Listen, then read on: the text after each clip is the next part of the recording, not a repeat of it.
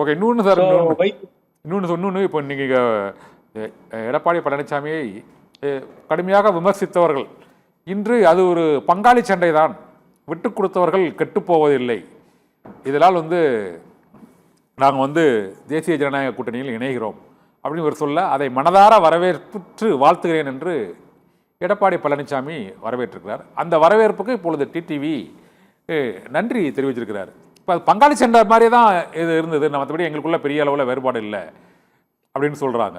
யாருக்கு பங்காளி? நீங்க ஒரு பங்காளி தானே சார், அதிமுக ஒரு பங்காளி தான், புகழேந்தி சாரும் ஒரு பங்காளி தான். யாருக்கு பகையாளி?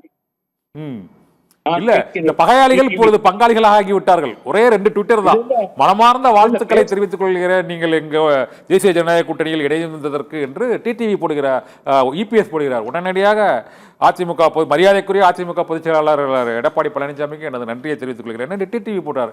இப்போ பங்காளிகள் இணைந்து விட்டார்கள். புகழேந்தி இணைவதில் என்ன இது தயக்கம் இருக்கு?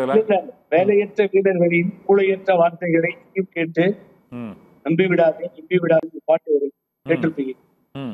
சின்ன பையலே சேர்த்தி கேளடா.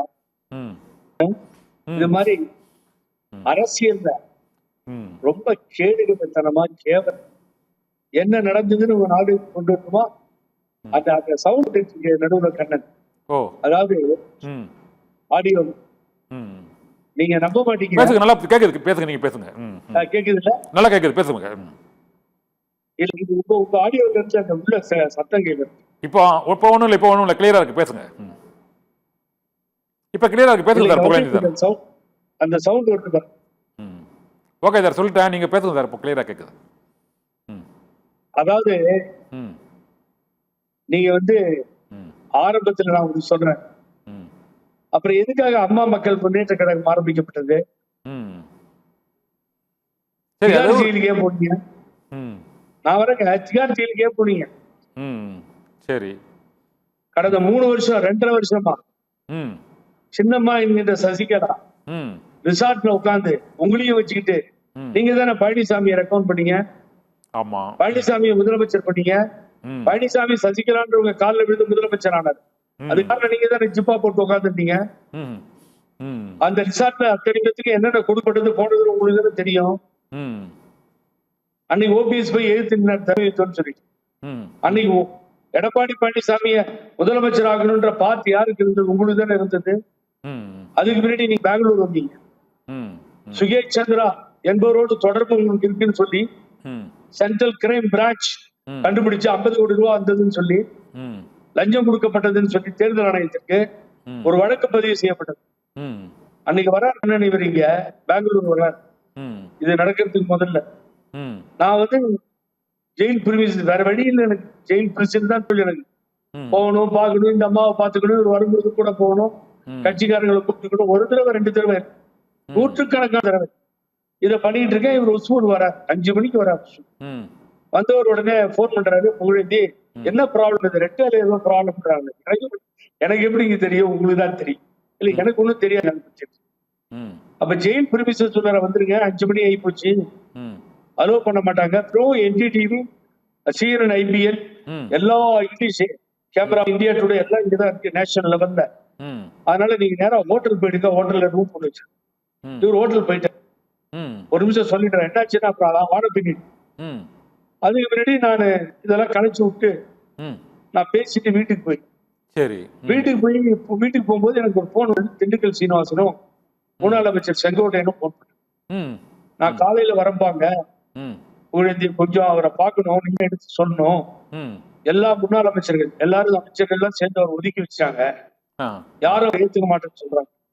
அப்படியே சொன்னா அவர் சொன்னா தட்டவே மாட்டாங்க. அந்த உடுமலை ராதாகிருஷ்ணன், விஜயபாஸ்கர், இது மாதிரி 3-4 பேர் இறந்து போன வெற்றிவேல் இப்படிலாம் இருந்தாங்க. வெற்றிவேல் இங்க இருந்தாரு, எல்லாரும் ஒன்னா சேர்ந்து ஒரு பேனர் முடிக்கிட்டாங்க.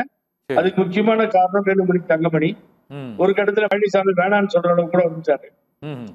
சோ இவர் என்ன பண்றாரு, அடுத்து புறப்பட்டு வரேன்னு காலையில கார் போயிடுச்சு. நம்ம எம்ஜி ரோடு பெட்ரோல் பங்க் போங்க நண்பர் எனக்கு அவரு செங்கோட்டையனுடைய நண்பர் கார் அனுப்பிச்சிட்டாங்க. அடுத்த நாள் காலையில 6 மணிக்கு போன் வருது, சீனிவாசன் சொல்றாரு, ம். என்ன தூங்கிட்டியா புகழேந்தி, நாங்க நல்ல காலம் மெட்ராஸ் ஏர்போர்ட்ல இருக்கோம், ம். போன் பண்ணி தெரிஞ்சுக்கிட்டோம் அவர் இங்க வந்துட்டாரா, ம். வந்து வீட்டுக்கு போயிட்டாரா அப்படி. ஐயோ அப்படின்னு சொல்லிட்டு ம். உடனே டிடிவிக்கு போன் அடிக்கிறேன். ம். நம்ம எடப்பாடி ஸ்டைல சொல்லணுமா, டிடிக்கு போன் அடிக்கிறேன். சரி. அப்புறம் டிடி போன் எடுத்தாரு. ம். எடுத்துட்டு நான் வந்தேன், என்ன அரெஸ்ட் பண்றதுக்கு போலீஸ் வந்திருக்கான் டெல்லியில இருந்து, ம். ஏதோ சொல்லிட்டு இருக்காங்க புகழேந்தி, சாரி தூக்கத்துல எடுப்போனான்னு சொல்லி தான் நான் வந்துட்டேன். ரைட்டு. இப்ப சீனிவாசனும் செங்கோட்டைன்னு வந்திருக்காங்க, என் வீட்டுக்கு அனுப்புங்க நான் பேசுறேன். அவங்க வீட்டுக்கு போய் சொல்லியிருக்காங்க. ம். இல்லைன்னா யாரும் ஒத்துக்கல, ம். பழனிசாமி எல்லாரும் சேர்ந்து உங்களுக்கு ஒதுங்க சொல்லிட்டாங்க, ம். அரசியல்ல இருந்து நீங்க வெளியே போறதுதான் நல்லதுன்னு முடிவுக்கு வந்துட்டாங்க ம். அப்படின்னு சொல்லிட்டு செங்கோட்டை அழுவுற. ம். திண்டுக்கல் சீனிவாசன் சொல்றாரு ஓப்பனா, நான் சம்பாதிக்கவே இல்லை, ஃபர்ஸ்ட் டைம் மினிஸ்டர் ஆகிறேன், ம். ஒரு வீடு கூட சென்னையில கொஞ்சம் விட்டீங்கன்னா சம்பாதிச்சுக்குவேன், ம். ஆகவே நான் என்ன பண்றது. இதை சொல்றது ஏங்க 2 பேரும் வந்தீங்க, அவங்களோட சேர்ந்து போங்கன்னு சொல்லிட்டாரு. ம். டிடிவி தினகரன் அரசியல் இருந்து விலகினார் அப்படின்னு வருது. ம். இதை பார்த்த உடனே இங்க இந்த ஜெயில இருந்து இந்த அம்மாவுக்கு தெரிஞ்ச எவ்வளவு வேதனையா இருக்குன்னு சொல்லி ம். பிளைட்டை பிடிச்சு மெட்ராஸ் போனா, கோவை நாகராஜ் எம்பி வீட்டுல இருந்தார். போய் சரமாரியா சத்தம் போட்டேன், ஏங்க ம். நீங்க வந்து எப்படி விலகிறன்னு சொல்றீங்க, ம். எல்லாரும் ஒன்னா சேர்ந்து விலகிறதுக்கா அந்த அம்மா ஜெயிலுக்கு போறப்போ பார்ட்டி அதிகார கட்சி எல்லாத்தையும் ஒப்படைச்சிட்டு போனாங்க, ஆமா. துணை பொதுச்செயலாளர் பண்ணாங்க, ஆமா. எல்லாத்தையும் எடுத்து பறி கொடுத்துட்டீங்களேங்க, வழியில நிக்கிறீங்க, ம். உங்களை ஏமாத்திட்டாங்க, என்னங்க பண்றதுன்னா கண்ணன் நீ சத்தியம் டிவில பதிய வைக்கிறேன், ம். மிக தெளிவாக அவர் சொன்ன பதில், ம். ஆண்டவன் விட்ட வழி, இனிமே அரசியல் சரியா வராது, வந்தா ஒரு நாளைக்கு பாத்துக்கலாம். ஓ. நீங்க கேட்டா என்ன நினைக்கிறீங்களோ, ம். நீங்க என்ன எப்படிங்க சொல்லுவீங்க, ஜெயில இருக்க அம்மா எவ்வளவு வேதனை போவாங்க. ம்.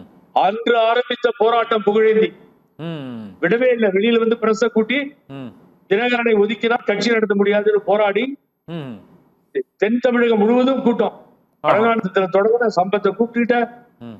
எல்லாரையும் கூப்பிட்டு குண்டு கல்யாணம், தேனி முத்தையான்னு ஒருத்தர், குமார் ராபர்ட்சன், இப்போ விஜய் கட்சியில் இருக்காரு ம். முஸ்தபா, ம். அத்தனை பேத்தையும் சேர்த்து யூனிட் ஃபார்ம் பண்ணி ம். தெரு தெருவா போய் போராடி ஓ. ம். தினகரன், ம்.